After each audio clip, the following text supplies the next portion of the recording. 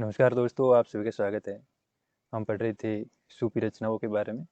कल हमने सूफी रचनाएं पढ़ी और उससे आगे की कड़ी में हम कुछ और सूफी रचनाएं पढ़ेंगे। तो आइए शुरू करते हैं। कल हमने महादानल काम कंदा चौपाई तक सूफी रचनाएं देखी और उससे आगे हम आज देखेंगे जो अगली रचना है वो प्रेम विलास प्रेमलता की कथा, जो 1556 ईस्वी में, और इसकी रचनाकार जटमल है, इसकी भाषा राजस्थानी है। उसके बाद में अगली रचना है रूप मंजरी और इसकी रचना 1568 ईस्वी में हुई। इसके रचनाकार नंददास हैं जो कृष्ण भक्त कवि थे और अष्ट साप में शामिल थे। जो रूप मंजरी है उसमें नायक है श्री कृष्ण और नायिका है रूप मंजरी, और इसकी जो भाषा है वो ब्रज भाषा है और छंद है दोहा है, चौपाई छंद का प्रयोग हुआ है। अगली रचना है माधवानल काम कंदला जो 1584 ईस्वी में लिखी गई। इसके रचनाकार है आलम और भाषा है अवधी और छंद है दोहा, चौपाई और शोरठा छंद है। महादानल काम कंदला से 3-4 रचनाएं मिलती हैं, उसको हम अलग से देखेंगे अंत में। और अगली रचना है सिताई वार्ता जिसकी रचना 1590 ईस्वी में, और इसके रचनाकार है नारायण दास और नायक है डोल समुद्रगढ़ का राजकुमार और नायिका है सिताई। इसकी भाषा है राजस्थानी है जो ब्रज भाषा से प्रभावित है और छंद है दोहा और चौपाई छंद है। इस रचना में इतिहास व कल्पना का सुंदर समन्वय है। इतिहास व कल्पना का सुंदर समन्वय मिलता है, ये समन्वय नहीं समन्वय है। और अगली रचना है चित्रावली। इसकी रचना 1613 ईस्वी में हुई। इसके रचनाकार उस्मान और उस्मान का उपनाम मान भी मिलता है। चित्रावली में नायक है जो सुजान है, नेपाल के राजकुमार है, और नायिका चित्रावली है जो रूपनगर की राजकुमारी है। इसकी भाषा अवधी है और लिपि फारसी है।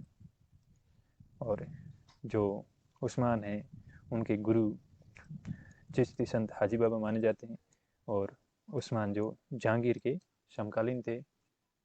राम कुमार वर्मा कहते हैं कि जो उस्मान की रचना है चित्रावली वो पद्मावत की छाया प्रति या द्वितीय पद्मावत का है राम कुमार वर्मा ने। और वीर रसात्मक वर्णन है इस रचना में और 7 अर्दालियों पर दोहा रखा गया है। इसकी पंक्ति है बलन दीप देखा अंग्रेजा जहाँ जाई तई कठिन करे जाइए। जो उस्मान की चित्रावली है उसकी प्रसिद्ध पंक्ति है। और अगली रचना है रस रतन जो 1618 ईस्वी में लिखी गई। इसके रचनाकार है पूकर और जो नायक है इस रचना में वो है सोम और नायिका है रंबा। इसकी भाषा है अवधी और छंद है जो दोहा चौपाई छंद में लिखी गई है।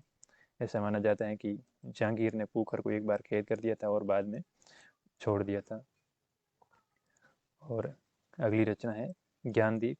इसकी रचना 1619 ईस्वी में हुई और इसके रचनाकार शेख नबी हैं।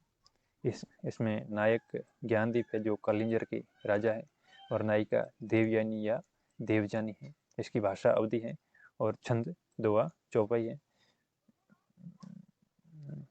शेख नबी मुसलमान होते हुए भी वेद मार्ग की प्रशंसा की है, यानी वेदों में जो लिखी गई है बातें उनका इन्होंने समर्थन किया और प्रशंसा की है। और शुक्ल कहते हैं कि शेख नबी से प्रेम गाथा परंपरा समाप्त समझनी चाहिए।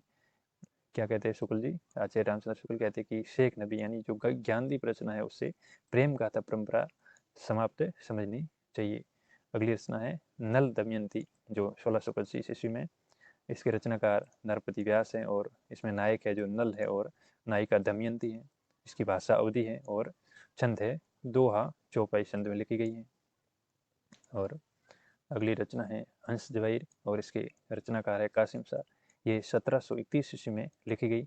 जो कासिम शाह थे वो दिल्ली बादशाह मोहम्मद शाह के समकालीन थे। इस हंस जवाहिर में नायक है जो राजा हंस है और जो जवाहिर है वो नायिका है रानी जवाहिर। और इसकी भाषा है अवधी और लिपि है फारसी। छंद है दोहा चौपाई छंद का प्रयोग हुआ है और रीतिकाल के दौर में ये रचित रचना है। और हंस जवाहिर में जो फारसी कवि गवासी है उनकी रचना का अनुसरण मिलता है। और शुक्ल जी कहते हैं कि ये निम्न कोटि की रचना है। शुक्ल जी के अनुसार ये हंस जवाहिर निम्न कोटि की रचना है। और हंस जवाहिर की पंक्ति है कथा जो एक गुप्त में रहा, सो प्रगट अधारी मह का, हंस जवाहिर विधि उतारा, निर्मल रूप सो देश्वर। ये हंस जवाहिर की पंक्ति है। और जो अगले कवि है वो नूर मोहम्मद है, और इनकी रचनाएं मिलती है। एक राजदुल हकायक है, जो भाषा भी इसकी फारसी है और इसकी लिपि भी फारसी है। और नूर मोहम्मद की एक रचना है इंद्रावती, जो 1744 ईस्वी में लिखी गई। इसकी भाषा है जो संस्कृत निष्ठ अवधि है। जितने भी सूफी कवि हुए उनकी जो भाषा थी वो ठेठ अवधि थी, लेकिन नूर मोहम्मद इसके अपवाद है। इनकी भाषा है जो संस्कृत निष्ठ अवधि है, जो कि तुलसीदास की भी भाषा थी संस्कृत निष्ठ अवधि। और इंद्रावती में जो नायक है वो राजकुमार है, कालिंजर की राजा है, और नायिका है वो इंद्रावती है, आगमपुर की राजकुमारी है। और इसमें 5-5 चौपाइयों पर दोहे का क्रम रखा गया है, जो जायसी से पूर्व प्रचलित था। जायसी से पूर्व 5-5 अर्धालियों पर दोहे, चौपाई नहीं है, 5-5 अर्धालियों पर दोहे रखे जाते थे। लेकिन जायसी ने सबसे पहले 7 अर्धालियों पर दोहे रखे, और बाद में जायसी के बाद में जो नूर मोहम्मद है उन्होंने दोबारा जायसी से पूर्व की परंपरा का अनुसरण किया और 5 अर्धालियों पर दोबारा रखा। और शुक्ल जी कहते हैं कि इसी ग्रंथ से इसी ग्रंथ को सूफी पद्धति का अंतिम ग्रंथ मानना चाहिए। ये इंद्रावती है, इसको सूफी पद्धति का अंतिम ग्रंथ किसने माना है? शुक्ल जी ने। और नूर मोहम्मद की अगली रचना है अनुराग बांसुरी। इसकी रचना 1764 ईस्वी में हुई, और इसकी भी भाषा संस्कृत निष्ठ अवधि है। इसमें जो छंद है वो बरवे व चौपाई छंद का प्रयोग हुआ है। जो सूफी रचना है उनमें दोहा चौपाई का क्रम रहता है, लेकिन जो नूर मोहम्मद है उन्होंने बरवे रखे हैं, दोहों के स्थान पर क्या रखे? बरवे रखे हैं, और बरवे चौपाई से खड़कबद्धा बनाई है। और इंद्रावती लिखते समय मुसलमानों ने ताना दिया, उसका जवाब अनुराग बांसुरी में इन्होंने दिया है कि जानत है वे सिरजनहारा, जो कछु है मन मरम हमारा, हिंदू मग पर पाँव ने राखू, का जो बहुते हिंदी फाकू। इन्होंने नूर मोहम्मद ने हिंदी भाषा में लिखा, तो मुसलमानों ने कहा कि मुसलमान होके आप हिंदू की भाषा है जो हिंदी उसमें लिखते हैं। तो इन्होंने अनुराग बांसुरी में कहा है कि जानत है वे सिरजनहारा, जो कछु है मन मरम हमारा, हिंदू मग में पाव ने राखू, जा का जो बहुते हिंदी फाकू। क्या मैं हिंदू धर्म में नहीं जाऊँगा, हिंदी लिखने से क्या हुआ? और शुक्ल ने इस रचनाकार पर सांप्रदायिक मनोवर्ती का आरोप लगाया है। और शुक्ल जी कहते हैं कि जो नूर मोहम्मद है वो बहुभाषाविद थे। शुक्ल है वो सूफी अखंडित परंपरा का अंतिम ग्रंथ मानते हैं। अनुराग बांसुरी को अखंडित परंपरा का अंतिम ग्रंथ, और नूर मोहम्मद को अंतिम कवि मानते हैं। नूर मोहम्मद है वो अपवाद है सूफी साहित्य के, क्योंकि इन्होंने संस्कृत निष्ठ का प्रयोग किया है। और अगले कवि है जो जान कवि है। इनका वास्तविक नाम नयामत खान था, और ये 78 या 72 ग्रंथों के रचयिता माने जाते हैं। इनका जन्म फतेहपुर तहसील सीकर में हुआ, और 17वीं शताब्दी में इन्होंने सर्वाधिक प्रेमाख्यान लिखे। इनकी रचनाएं मिलती हैं कथा लैला मजनू, कथा रूप मंजरी, बाजनामा, घूंघटनामा, पहान प्रेक्षा, कबूतरनामा, जफरनामा, कायम रासो, सती रासो, कथा नल दमयंती।